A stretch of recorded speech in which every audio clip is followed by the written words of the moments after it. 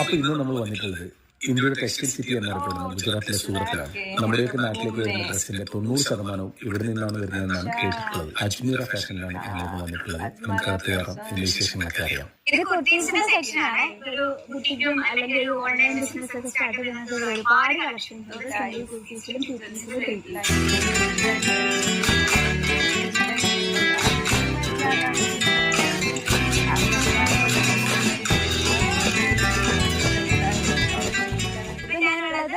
Kerala taste sari